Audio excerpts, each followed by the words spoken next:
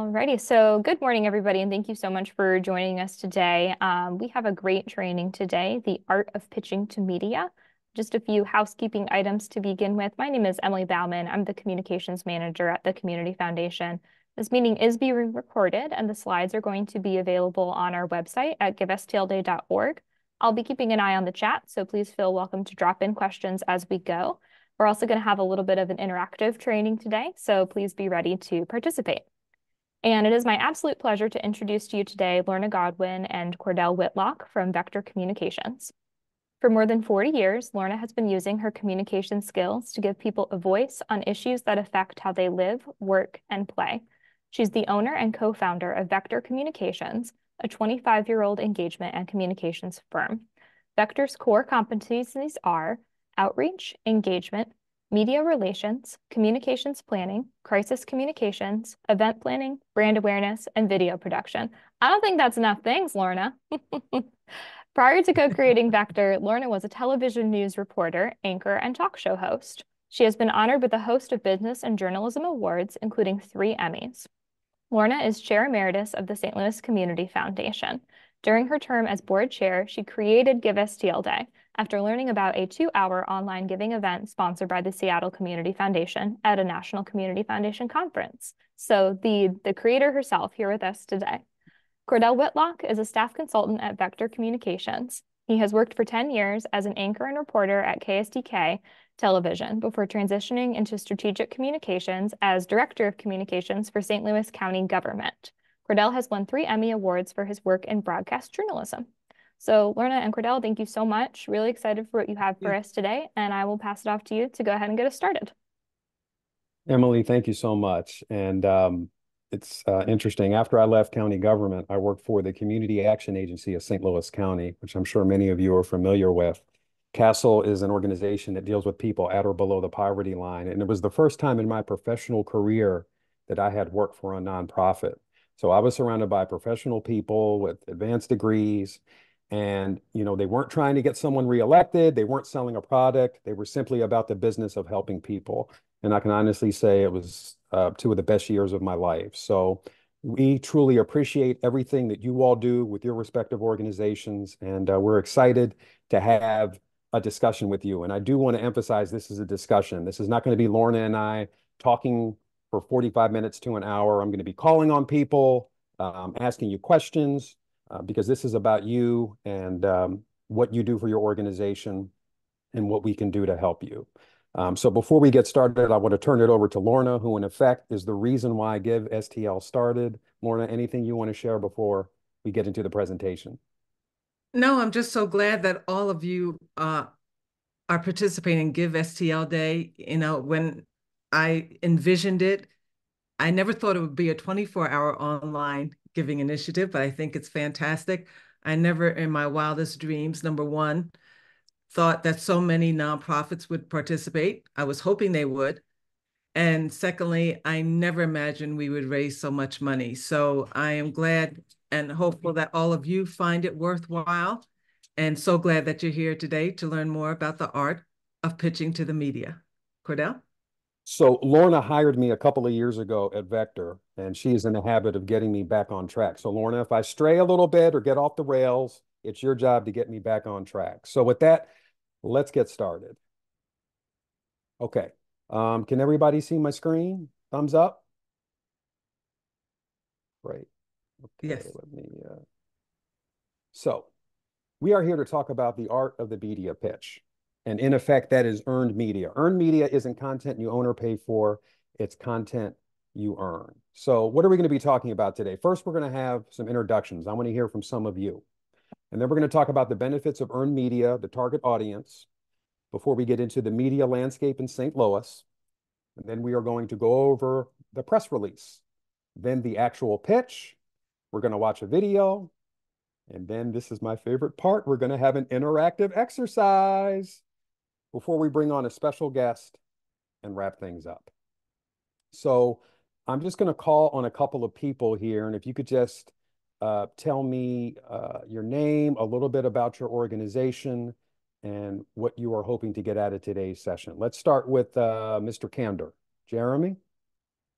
Hi, I'm Jeremy Kander. I'm the director of development with Gene Slay's Girls and Boys Club.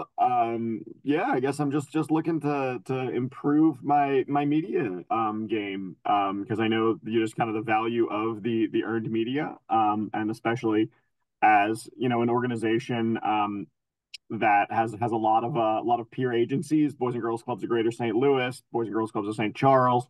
We know that there exists some brand confusion between all of the different youth services. So, the more we can get our name out into the media and have the media use our name correctly, because we still get cited as some of the other ones sometimes. We just know that that's going to have a really powerful long-term effect on fundraising, but also on our missions. Because the more families that know about us, the more kids we can serve.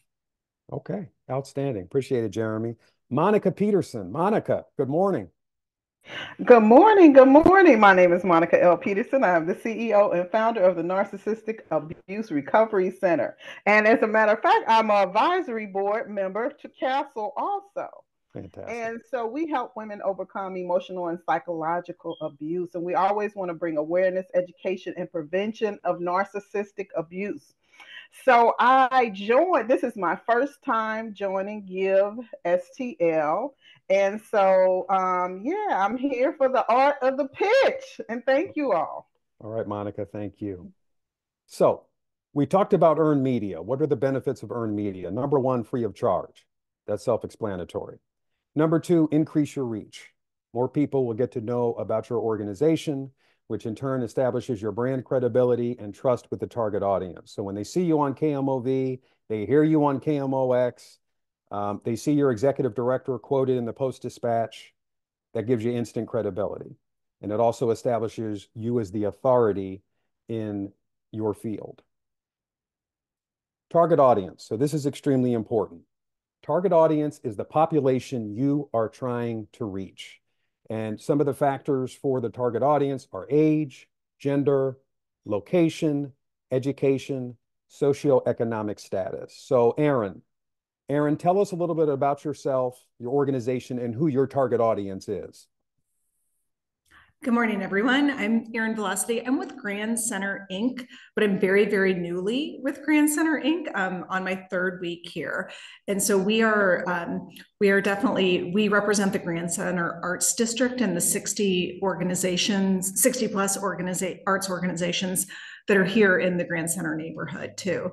And so I'm here because I'm trying to learn more about the organization, more about the neighborhood, so that we can develop, our media pitch. And we're at a very critical point where we're deciding how can we be of service to these organizations moving forward. So that's kind of why I'm here and trying to kind of develop the message. I'm the development manager for the organization too. So, but I'm very new and just, trying to kind of absorb as much as I can.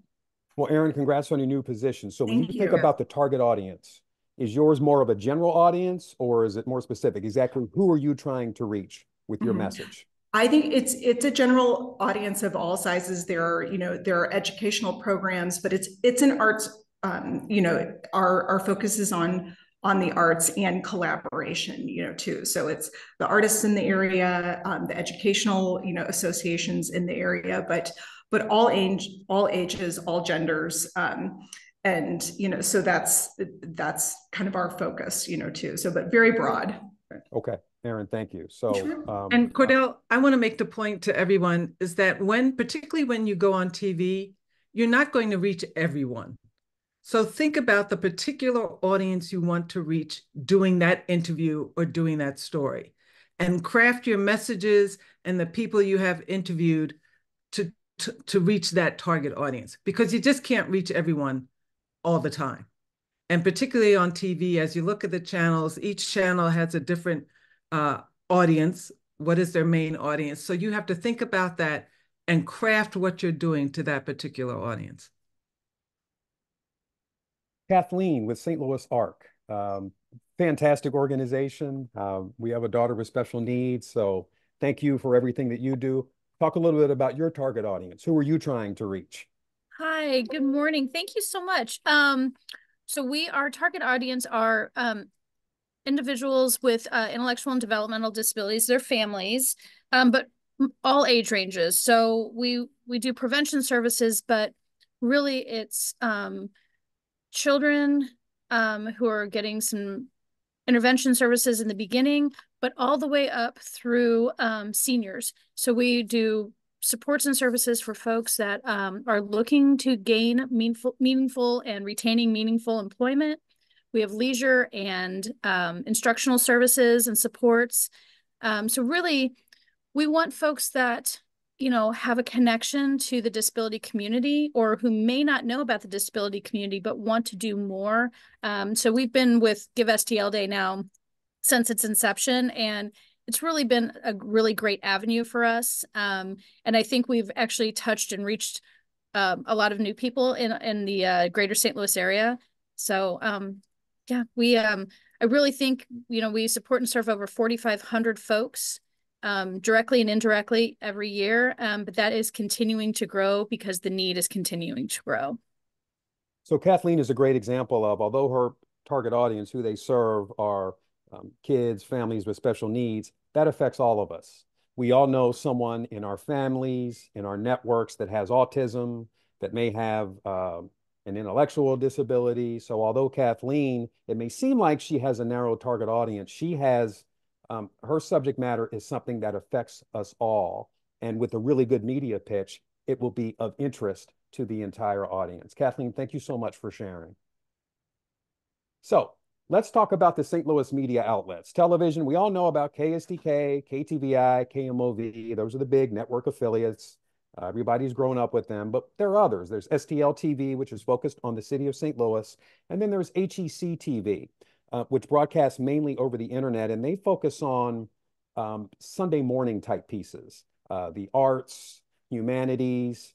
But certainly if you're a nonprofit and you're doing good in the community, there's certainly room for you on HEC TV. I encourage you to look on their website. They do some really, really good programming. And then there are municipal television stations, you know, Hazelwood, Florissant. Some of them have local cable outlets. So if you have a presence in those communities, that's just yet another way for you to extend your reach. Radio, find the station that matches your target audience. So if you're trying to target men, if you have a message for men, say you have prostate cancer awareness, you may want to consider going on 101 ESPN. And the thing about it is, and I want you all to remember this, you all, because you're not selling anything and you are subject matter experts, you're kind of in demand. You know, you don't have an agenda. All you're about is helping people. So it's worth a call to a radio station just to say, hey, we're doing a campaign to stop puppy mills, because there may be a radio personality that's near and dear to their heart, and they'll have you come on their show free of charge to talk about that. You know, all people can do is say no, folks. So I want you to think outside the box in terms of who I'm going to pitch to, because you may be surprised. There are a lot of folks out there that are interested in what you're doing. They may just not know what you're doing. Newspapers, we got the biggies, the Post-Dispatch, St. Louis American, Riverfront Times, but you also have a lot of local newspapers and newsletters. Once again, just like local television, outlets that just give you an opportunity to extend your reach. So do research. The city, the county, they cover a large area, and there are a lot of local newsletters or papers that are dropped at local supermarkets, grocery stores, that might be worth your time. Magazines, St. Louis Magazine, Gazelle, which is, believe geared toward women. And then I put Missouri Lawyers Weekly. Your nonprofit may be doing something that is of interest to attorneys. So think about that, just along the lines of thinking outside the box. And then when we're talking about media outlets, don't relegate yourself to local. If you cater to senior citizens, AARP Magazine, you know, if you're doing an initiative that has shown a profound effect with senior citizens, call up AARP Magazine. They're looking for content. The New York Times, if you read the New York Times, either a hard copy or online, they are always focusing on humanitarian efforts and people and organizations that are doing good. So don't just The other part here is to know the media outlets and to know the reporters as well, because you don't want to pitch a story to a media outlet that you know doesn't focus on your topic at all.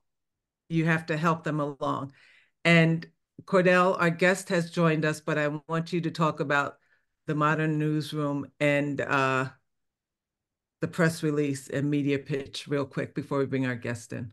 Okay, sounds good. So the modern newsroom. Newsroom employment has fallen 26% since 2008. The staffs are younger than ever. Chances are when you make your pitch, you may be talking to someone that is in college. They may not even be of drinking age. Laurna, talk a little bit about backpack journalists for us. Backpack journalists are journalists. It's happening more and more. I started out being a backpack journalist in 1982. It's when I shoot my story in TV news. I was in TV news.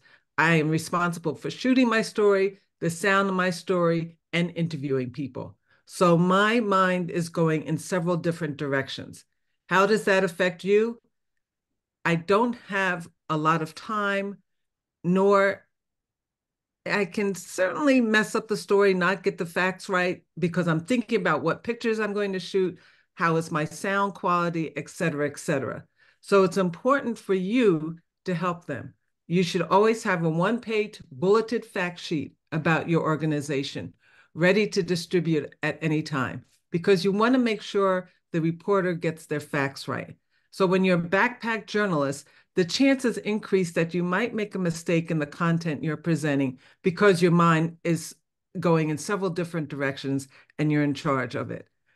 In the old days, I was a reporter, I had my photographer, I even had a sound person, so I could focus on the content. That's not the case today. And the last is doing more with less. Newsrooms, short-staffed, don't have a lot of time, but they are producing more newscasts. Why? Because they're a lot cheaper than running network programming. You know, they're local people, that they get the local revenue because it's a locally produced show. So the advertising that they show, they get to keep that advertising money. All right, thanks, Laurna. So piggybacking off what Laurna said, it's your job as part of the media pitch to make it as easy as possible for these news organizations when they're making a decision on whether or not to cover your subject matter. And that brings us to the press release. You have about 10 to 15 seconds to make an impression. That means when that person's reading the press release, you have a maximum of 15 seconds before that person decides if it goes in the trash pile or the we will consider pile. Please be brief with your press releases. I can't tell you how many assignment editors have said, I don't have time for the Magna Carta. You put these 3-4 page news releases together with 5 quotes. I promise you, they're not going to get past the first paragraph. As Laurna said, these operations are strapped. They are pressed for time. Get to the point. Write a clear and compelling headline. Use a catchy subject line in the email. Also, know your angle. Know exactly what you want the news operation to cover. You have to be focused in your pitch. This is also very important. Outline your video and interview opportunities in a release. You may have a great story, but who is the station going to talk to? What is the video? Television is a visual medium. So even if you have a wonderful person to talk to, it's very helpful if you can think for the news stations, hey, what they call B-roll or video, here's a video opportunity. So that's one less thing that they have to think about, and that might put you at the top of the list in terms of consideration. Always answer the basics in the press release: who, what, where, why, and when. And I always suggest put that in bold because that's important for logistics. You know, where am I sending the crew? When is it? They shouldn't have to fish for that information. It needs to be obvious in the document. I would suggest using a max of 2 people for quotes. Normally, I prefer 1. Remember, we're talking about brevity. And then include facts that stand out. If you're getting a $6 million grant, you might want to highlight the $6 million. If you're doing an initiative that's going to help all of North St. Louis County, you know what? Highlight that. That's a big deal, and that will stand out. You have to help the newsrooms, and even print reporters now are videotaping stuff.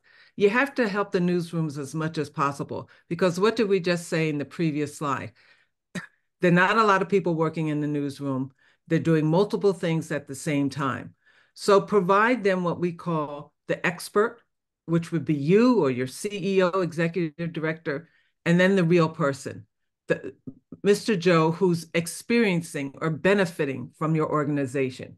You provide that to a newsroom. They understand that you understand what they are facing, and it's more likely to help you get a story in because you are providing everything for them that they need, that they can take and do in one place. So you have identified the outlets that you're going to pitch to. You have a nice tight press release. This is an important part of the process. This is the actual media pitch. This is going to decide whether or not the media outlet is going to cover your story. And as much as we enjoy hearing, from your executive director or the higher ups, focus on the people you serve and great stories. I think it was Monica.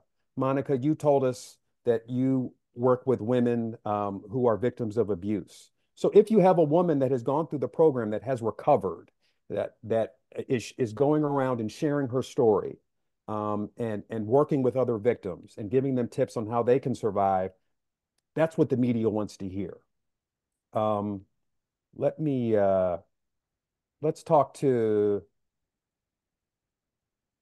trying to find someone that we haven't talked to yet. And I assume if you all aren't on, if I can't see your picture, then you don't want to. Julie Swaney? Julie, can you hear me? Yes, hello. Julie, who are you with? I'm with Dayspring Arts and Education. We're in Maryland Heights. And really quick, if you were making a pitch, tell me about a person or a great story that you could pitch with relation to your organization. Well, right now we're focusing on our summer camps. So I can, speak to that. We have super high demand. We know parents are really busy and looking for their students to have a fun summer, but, not be bored all summer. So we're looking for opportunities to have people come in and sign up for our summer camps. We have a huge mix of camps. We have over 30 camp opportunities. Like I said, we've added about 7 or 8 new camps this summer just to meet the demand. So we'll have 500 or 600 kids here through the summer. Okay. Julie, I'm glad you mentioned that. Folks, I want you to focus on the bottom of the screen. Follow the news, subject matter experts. And I'm going to use Julie as the case study here. So another way to get your organization out there, aside from focusing on the people you serve and the great stories, is to position your higher ups as subject matter experts. So let's just say that there's a top story in the Post-Dispatch about a lack of summer activities for local kids and how parents in the St. Louis region are scrambling to find things for their kids to do for the summer. That's where Julie steps in. Julie can call Joe Lamy, who we're about to hear from. Hey, Joe, my organization, we have summer camps, and we're seeing great demand. We have more demand than ever before. My executive director can come on and talk about how the landscape has changed and, how we're scrambling, trying to accommodate the need for, kids to have activities during the summer. So just yet another way for you to, showcase your organization. So follow the news, be in tune with what the news is interested in. And if that's in your lane and you have people to pitch that can talk about that, then by all means, go for it. Going back up to the top of it's extremely important. Everyone should remember that because that way you are helping the news stations as well. So it's important for you to keep track of those issues, the stories that are in the news, and call up and say, hey, we have someone here who's an expert in this area who can provide the local angle. That is so key. Pick up the phone for a pitch. Yeah. So these news organizations are getting 15, 20, 25 documents a day, just a piece of paper. So I always suggest that you call when you actually send the release. You want to send it a few days ahead of time because what happens is they will look at it and they put it in a file. They have a file with the day and the date, and they'll put it away in the file. So call to make sure that they got your release. But when you pick up the phone that morning, have your pitch ready to go. Most people don't do that. They don't call. They just, send the release and hope for the best. Be proactive. Pick up the phone, call, and during your pitch, explain the connection with viewers. I want you to think about if you're calling Joe Lamy at KTVI, how is it that my pitch is going to connect with KTVI's viewers? Please don't pitch stories that can't be done the day of. When you don't pitch on Monday for something, well, we can set something up for Tuesday or Wednesday. When you pitch the story, have the interviews ready to go, have the video opportunities ready to go. Television is day of, it's immediate, and you need to follow suit. Build relationships with the media. A lot of my success is because I know the person that I'm talking to on the other end. And I know that this all depends on the size of your organization. Maybe you don't have the staff, but what I would do is identify not just the reporters, those are the people that we see that write the stories that are in front of the screen. The assignment editors are extremely important. Assignment editors in print and television are the traffic cops. They have say in where the news crews go, where the cameras grow. It's worth your time to find out who the assignment editors are at the media outlets here, and then just check in from time to time. It's fine for Jeremy to call and say, look, hey, I'm Jeremy Kander. I'm with Jean Slay Boys and Girls Club. This spring, we've got some really exciting things that we're doing, trying to get kids off the streets. And I just want to give you a heads up. I'm going to be sending some releases, and we'd really appreciate some coverage. Be proactive. There's absolutely nothing wrong with that. Know the website editors. We already talked about the fact that these stations have hours of airtime to fill. Well, they also have websites. So even if your story doesn't make it on air, maybe it makes it to the website. So know the website editors, particularly for the television stations, because they have a big following. And maybe you could, get a web story to highlight your event or the story that you're pitching. And then finally, radio podcast hosts. This ties into the folks at your organizations being subject matter experts. There are all kinds of podcasts with all kinds of different subjects. And if it lines up with, your field and what you all are doing, call up the host and say, hey, we've got someone in our organization that could be a part of this conversation. They have something to offer. I'm going to jump ahead here. Our guest is answering questions in the chat. One was, okay, who do you call? You call and you ask for the assignment desk, the assignment editor, managing editor, et cetera, et cetera. But the key point that I want you to take away from what Cordell just went through is get to know the station and the reporters. What are they covering? And you can appeal to them sometimes. If I tend to see that Elliot Davis, since KTVI is with us, he's an investigative reporter. So you're not going to call him for a story about day camps. And we're looking to provide that for people. So you watch newscasts, you read the newspapers, and you start to get an idea of what a person is covering and what they like. But when you have a general story, call the newsroom and ask for the assignment editor, the managing editor, and talk to that person, which is a great segue into our guest, which, you guys are so lucky to have him here today. Cordell, I'll let you introduce your friend. So Joe Lamy has worked for 32 years at Fox 2. He started off many, many, many moons ago as a television and radio news reporter. And in his position, he leads the editorial process, and he works with staff to find stories of interest to viewers and website visitors. Joe, I apologize. That is the only picture I could find of you on the internet, but it is absolutely adorable. I first got to know Joe when I was director of communications at St. Louis County. And I can unequivocally say that Joe is old school in terms of not only his work ethic, but the way he treats people. And believe me when I say that is a compliment.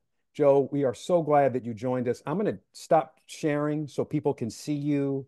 And folks, this is a great opportunity, Joe, to talk to Joe, ask questions. Joe, before you start answering questions, just tell us a little bit about your role at KTVI, KPLR, what you do. I assume everyone can hear me, yes? Yes. So as the screens just said, I've been here 32 years. I was hired as a writer.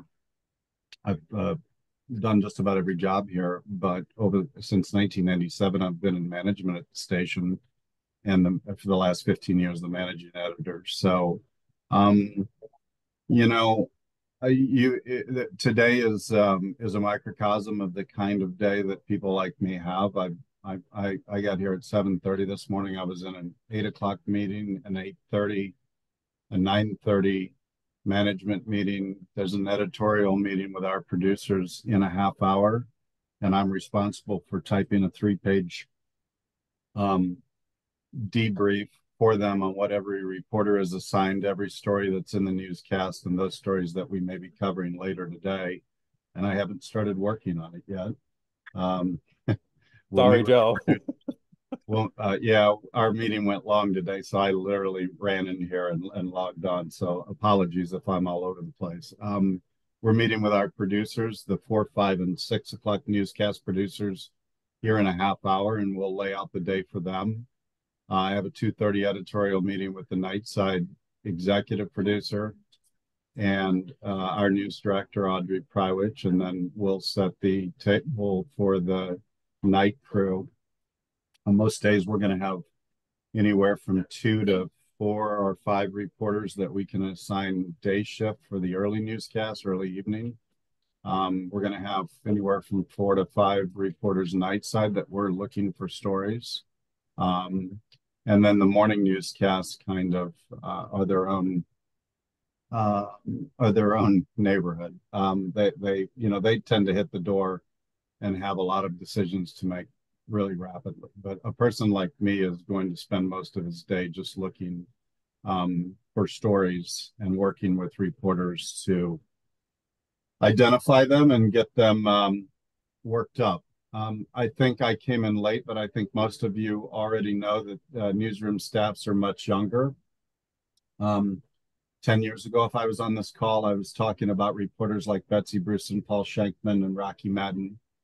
And today I'm talking to you with reporters that are supremely qualified, but also massively inexperienced in this market. So, I saw your comment about difficult to know who to call, and I would agree with you 100%. And I'm probably the exception. 32 years, so maybe I need to get my head checked, but 32 years here.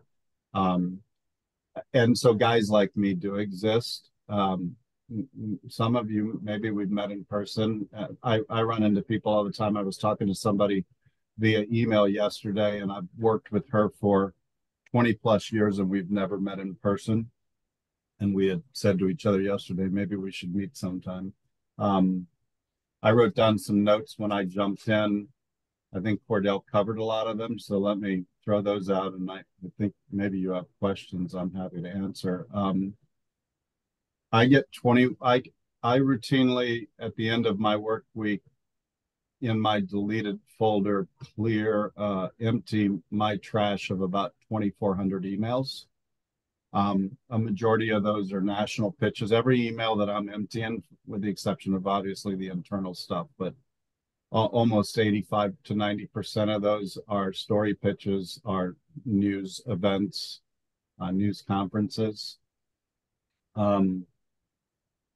I told Cordell yesterday, and I think he repeated to you, your average assignment editor that's clearing emails in a newsroom, you've got about 5 seconds. They're going to look at it. And I have the privilege of working with Mick Bond, Glenn Siebold, Patty McPhillips, and Chris Smith on my desk. Between those 4 people in St. Louis, there's over 100 years of TV experience on our assignment desk.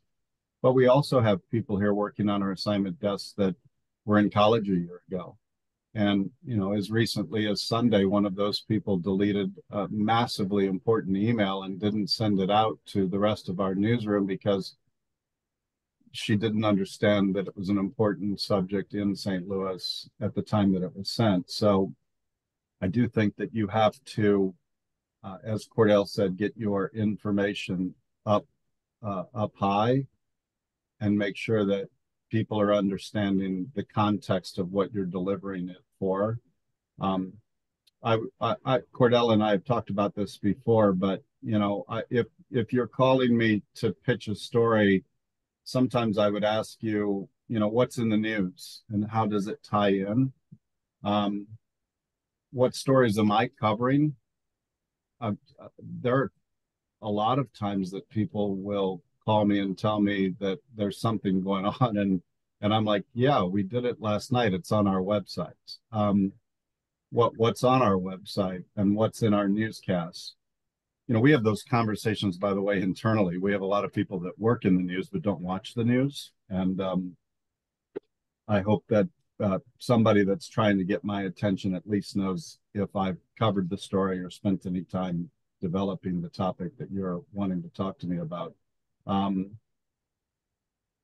Local, I wrote down. I mean, because of the load of emails that I receive and the story pitches that I receive, if I see it's from a national public relations firm, I'll be honest with you, I delete it. I've had a few call me and ask me why I never respond, because I'm going to cover news in St. Louis.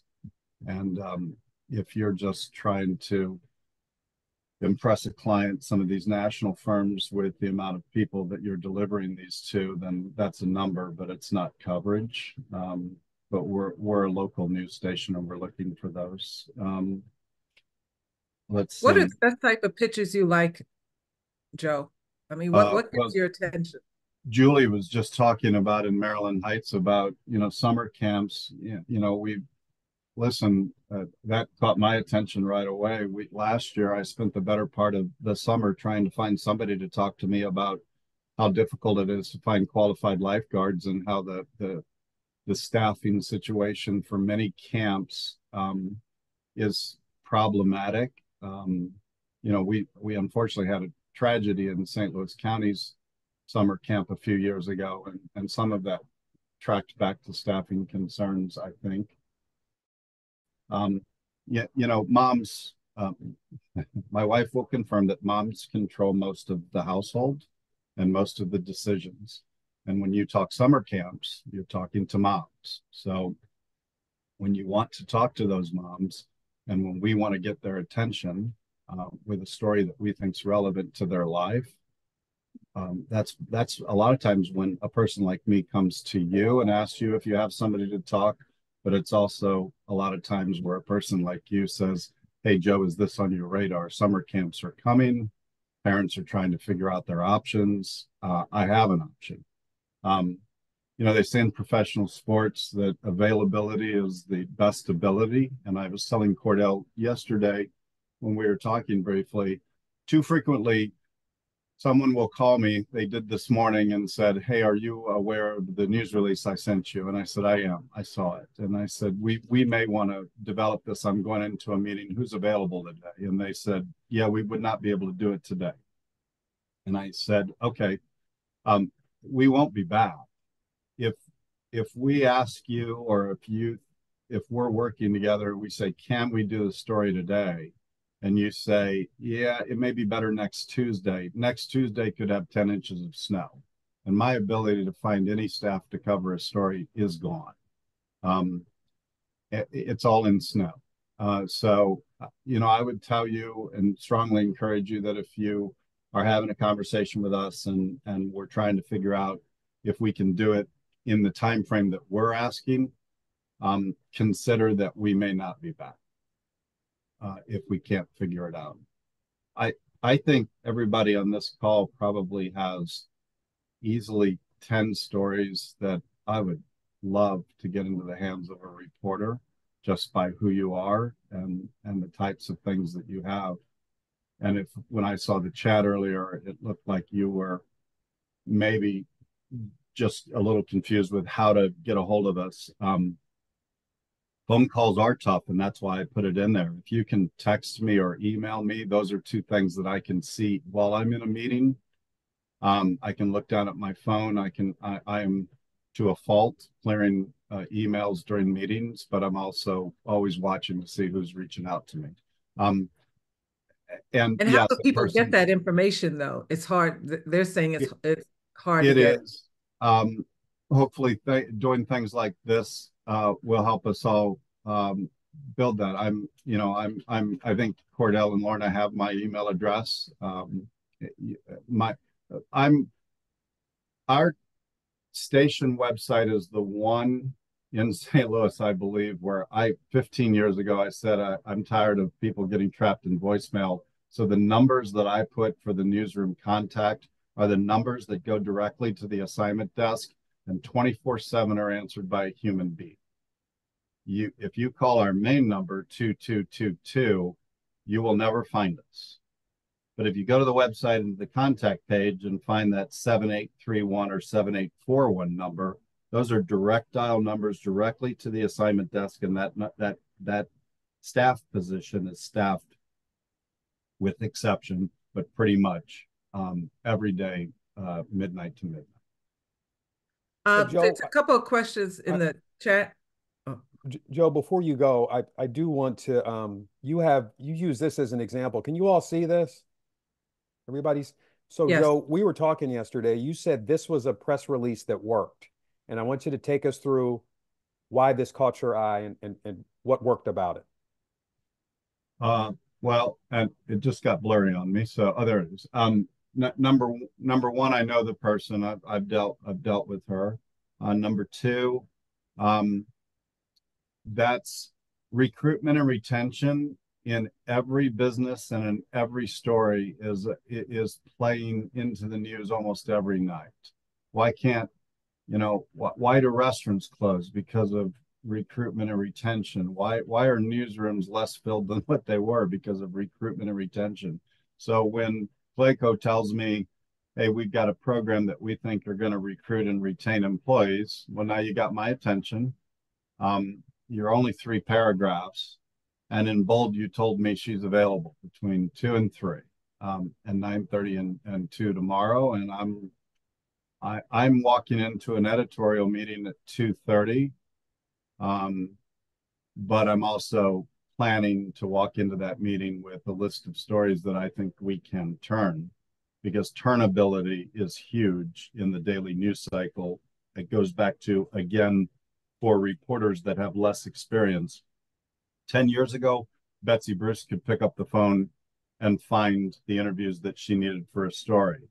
Today, a reporter doesn't have the experience that they once did. They don't know who to call, and they all come to me. And so I'm looking for availability. Joe, one question here it's a great question. How persistent can people be before it annoys folks like you and your assignment desk?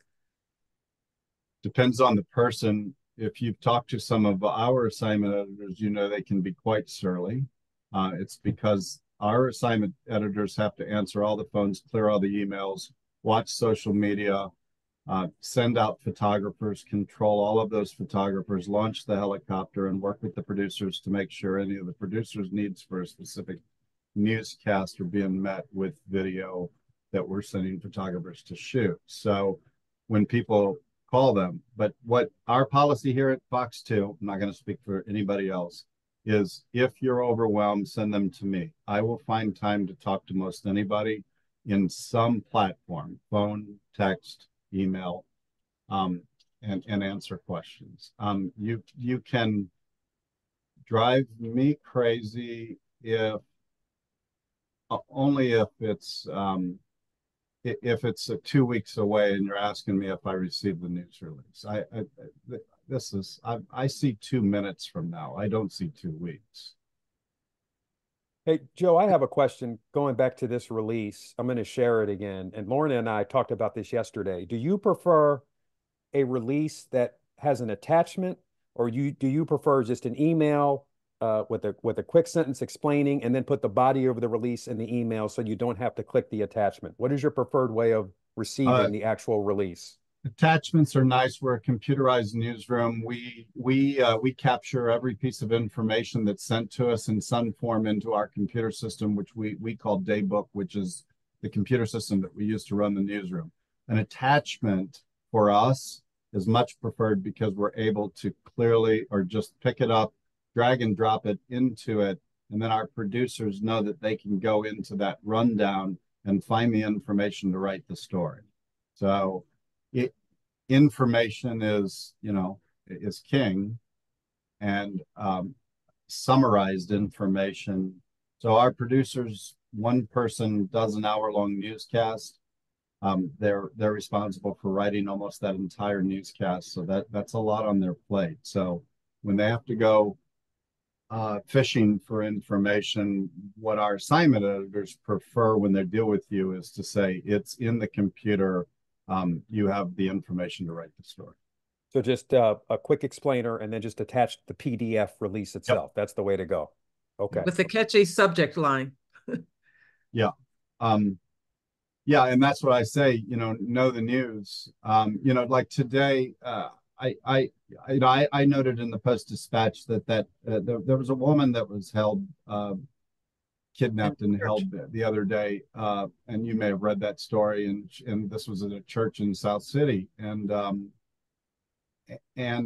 now today I read in the Post that the church has been condemned by the city. But that when I was on that church's Facebook page the other day, this appears to be a large community. I think it's African, probably, but that the charging documents in this case, by the way, said there was a language barrier with the victim, and that clearly, when I was on Facebook looking at the story in the church, and I was watching their services, it was clearly in another language. So my point is, when I try to do that story, I'm probably going onto Facebook here in the next 5 minutes and trying to, I'm going to look for the International Institute. I'm going to try to find somebody that can help me with the church. I'm going to be on Facebook for about 20 minutes trying to, go down rabbit holes and figure out if I can find somebody that can talk to me about, this story. And so, if you're I can give you someone from the African community who's a leader that leads an African immigrants organization in town. That's what I need. I need that for a story. I'll email it to you. It'll be Patrick Clark. And so, yeah, I think that, when you see those stories in the paper sometimes in the morning, or you're driving in and you hear them on Camo X, I mean, if your thought is, wow, that actually involves us, what I do for a living, then I would say your next thought should be, I should call Joe Lamy and tell him I have somebody that can speak to him. Because you're doing me a huge favor. Because when Patrick walks in the door, he starts working at noon. So he's an hour and 11 minutes away right now. He's going to walk in and say to me, what am I doing? And I'm going to tell him. And then he's going to say, do we have anybody lined up? Well, police won't talk to us. The city of St. Louis probably is not going to talk on camera about condemning a church. They're just going to confirm that they did. So there are people, though, that did not abduct the woman, that were going to church services there and presumably want to have a spiritual life. So where are they going, and what are they going to do with the condemnation of their church? And how do I find them, and how do I speak to them? So, hey, Joe, I just want to thank you. We got to move on in the program. And you got to work. There are people that have questions. I'm actually going to email those to you, and I'll get that information back to the panelists. So thank you so much, Joe. Thanks. Appreciate your time, and thank you. Great job. We'll talk soon. Thanks, Joe. I'll email you that name. Okay, folks. So hopefully Joe gave you some real practical information you can use. That's the gentleman, the assignment editor, who you will be making the pitch to. So we're running short on time, and I want to get to our interactive exercise. A few takeaways.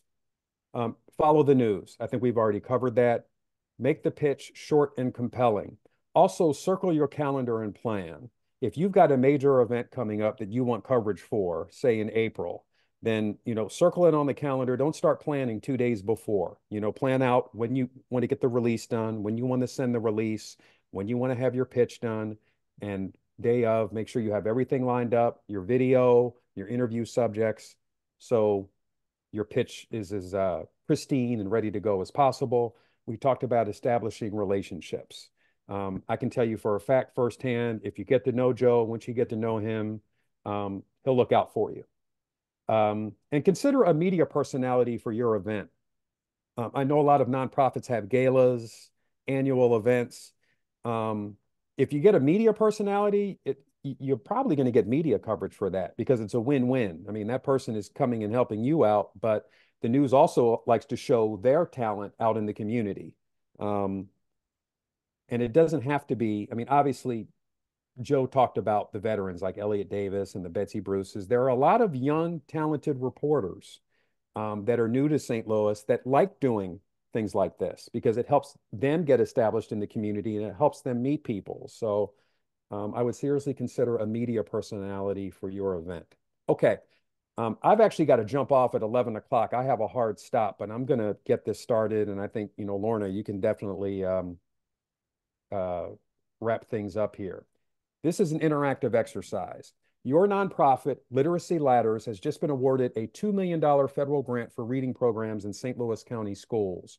You won the award based on the success of your literacy programs that are currently in 20 middle and high schools in the county. Students in those schools have seen a 25% jump in their standardized test scores. And for the first time, 6 student participants are headed to Ivy League schools. Put together a pitch for television stations to cover the check presentation from the Department of Education.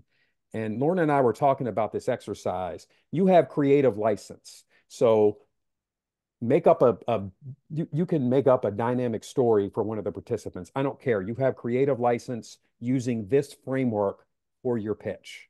So I'm going to give you a couple of minutes, and then we're going to call on some folks and basically want to ask you, tell us how you would pitch this. What are the selling points? So give you a couple minutes.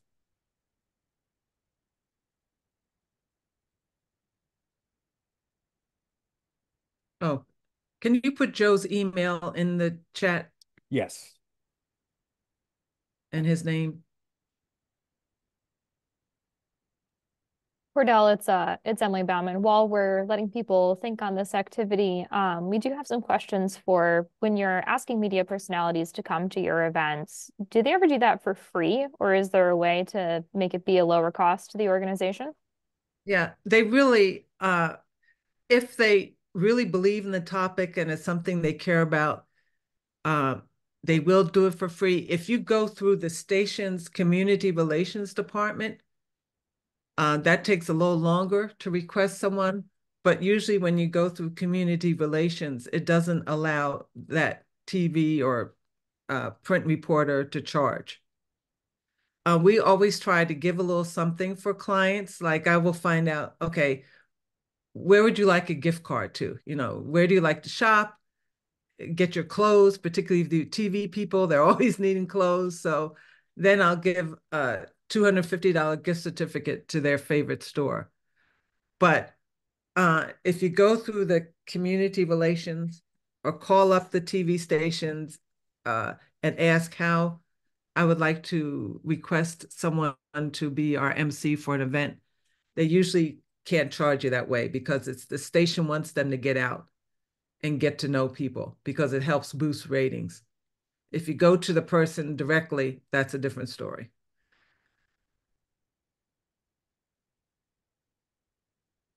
And when Joe was talking about local, he did mean both sides of the river. I mean, they're looking for stories in the St. Louis metropolitan area.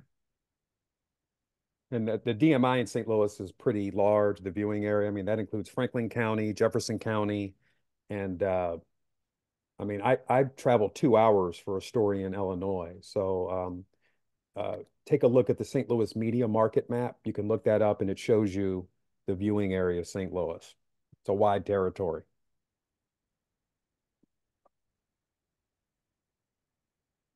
Does anyone have any thoughts about how they would pitch this story to Joe Lamy?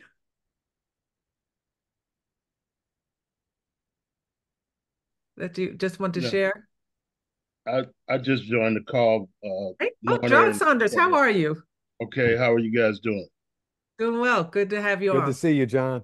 Good. I think one of the things that may get some attention is the low test scores, to play that up and how not just because of the money, but how the actual literacy program was able to raise those scores. Was it through technology? Was it through personal tutors? So some kind of backstory on how those scores were able to come up, not just based upon the money, but the actual steps and outcomes that were achieved along the way. Right. And as we said earlier, we want to highlight whenever you send a story to the newsroom, like something like this, you want to have the real person, I mean, the expert who knows the background and who can talk about. I was thinking that I might pitch this, that isn't it by the third grade, they look at reading levels to know how well students will do eventually, how many prisons to build, et cetera, and reading is key to doing well in school.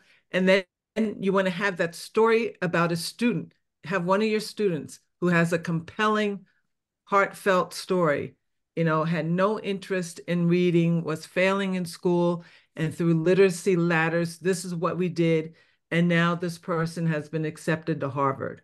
That's why we received this. It's not, oh, we received a $2 million federal grant. That's important because it's like, oh, well, if they received a $2 million federal grant, they must be doing something pretty well. But have that compelling story. When you look at newscasts, you'll see that most stories start out with a story because people remember stories, not numbers. Mm-hmm. And then they have that expert come on 30 seconds into the story that backs up what that real person has just shared their experience. Read the Post-Dispatch.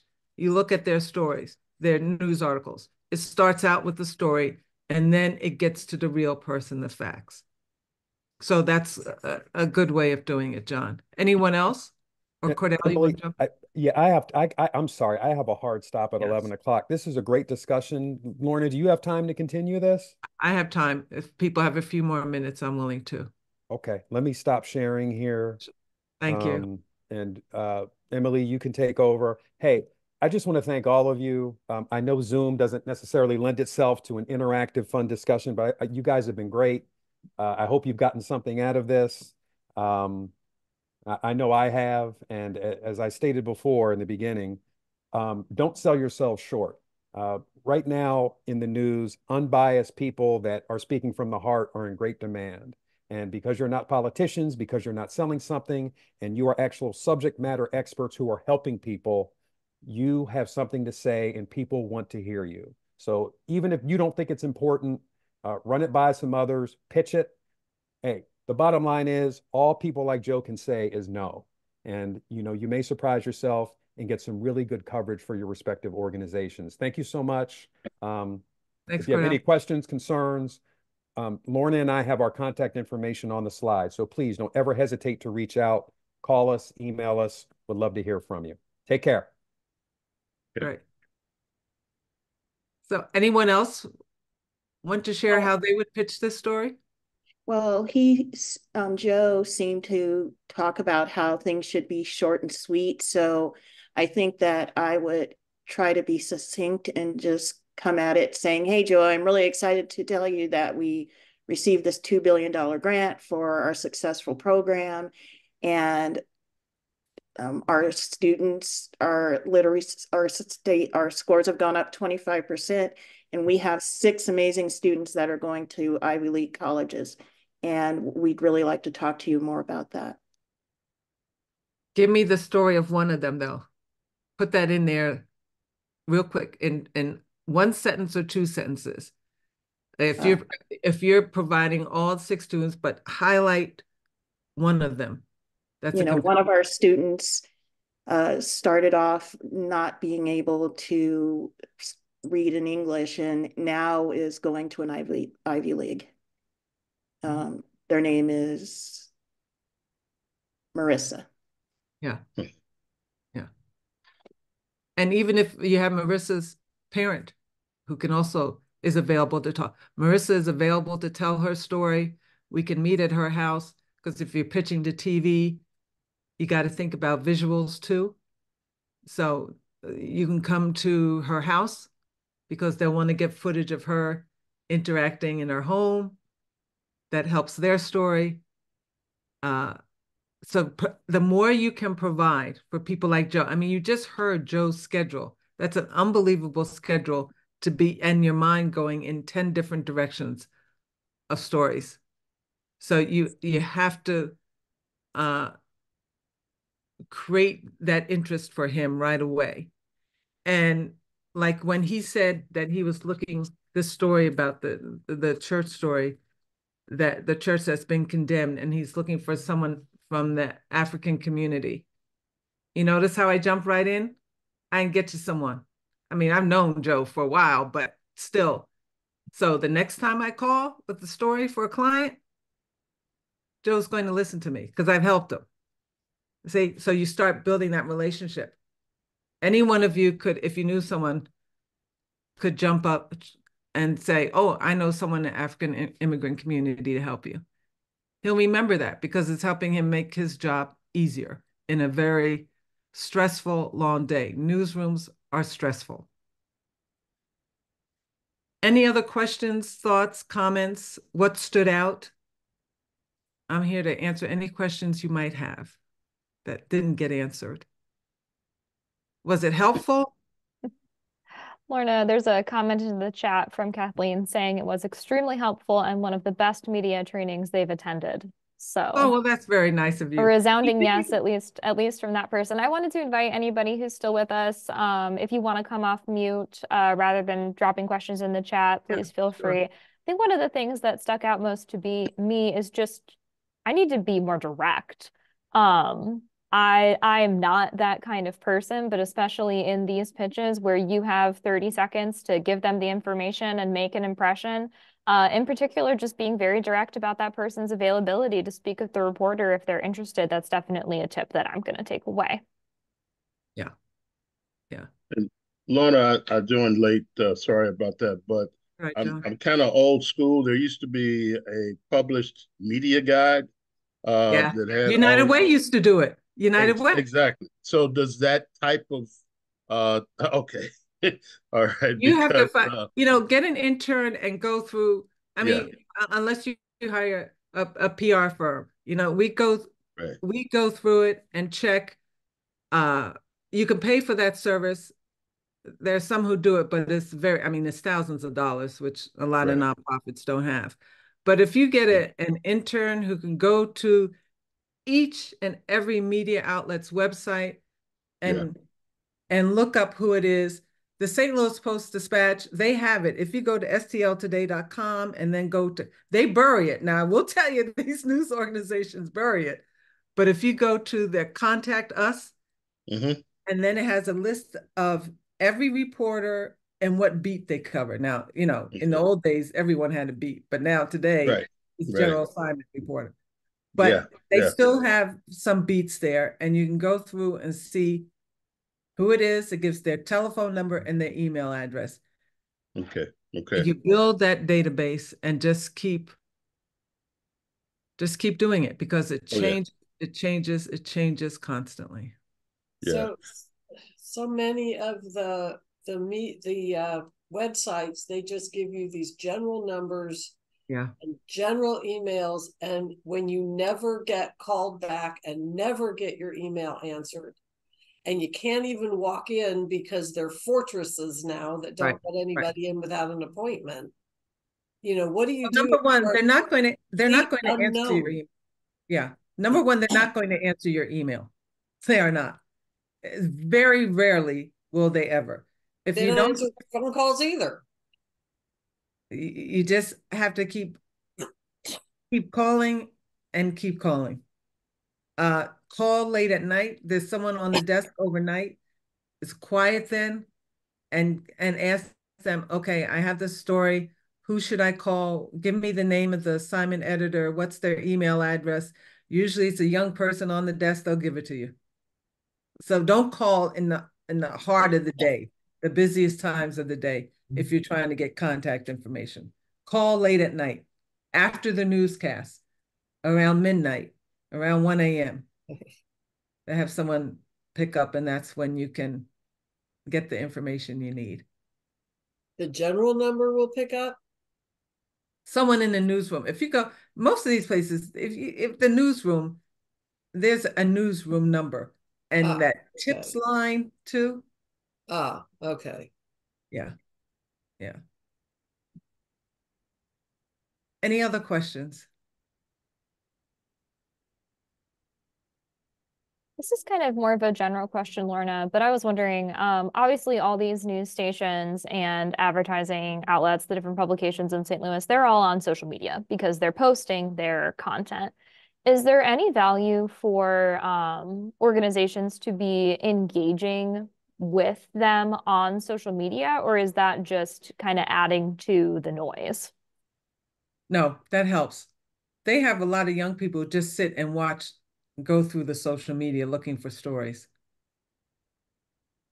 these days. A lot of interns do that. So that's another way to reach them. And hopefully one of the people who's monitoring social media will pick it up. So for example, they're always looking for those stories that, someone is complaining about something. So let's say that, for example, Fox 2 publishes a story about there's a litter problem in some area of St. Louis, and your organization is an environmental focus organization. You're working on green spaces, you're working on beautification and cleaning up our public areas. Would it be a good idea for that organization to comment and be like, hey, we're actually like working on this, love to talk to you? Or Absolutely. Yeah. That's the opportunity because it's a current news story and you can help add to that story. Yeah. And really you should hit that make that social media comment, but then also try the phone call and hit it from all angles, being like, we have something to add value to you and another perspective on this thing you're already talking about. Right. Present a different angle, even. Yeah, absolutely. I mean, it takes time. It's not, hopefully each of you have a communications person because it does take time. And if you don't, that's difficult because then you have to do it too. Watching these newscasts and reading the newspaper and finding out, what are they focusing on today? And then say, oh, I have someone who can talk about that is difficult. I mean, we do that for a couple of organizations. We do it for a couple of universities that even, universities have a huge communication staff, but we have created a database and have media trained each professor who is willing to be interviewed by the media and to find out, okay, what topics would you want to talk about? And then when we see international story, national story that can be localized with that professor, we call up the newsrooms and say, hey, you're covering this story right now. We have a professor at this university who could speak to it. And this is this professor's angle. And they've been media trained and they're ready to go. And someone said in the chat earlier that what if your executive director is out of town? You see, ever since the pandemic now, they will do some interviews virtually. So if you have a person, don't let that be a barrier from pitching that person to the media, because they can interview that person via Zoom or Microsoft Teams. Well, excellent advice, Lorna, and really excellent presentation today.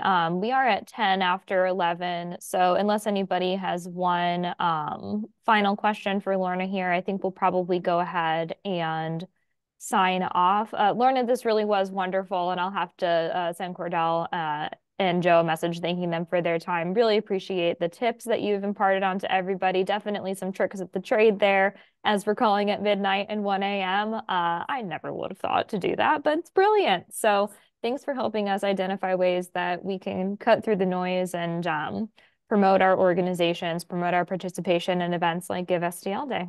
Really appreciate it. You have Joe Laney's email. Sent, how do you build a relationship? He took time. I mean, he does not have any time. And for him to come on and do this I was excited. because I know what it means. Email him, thank him for coming.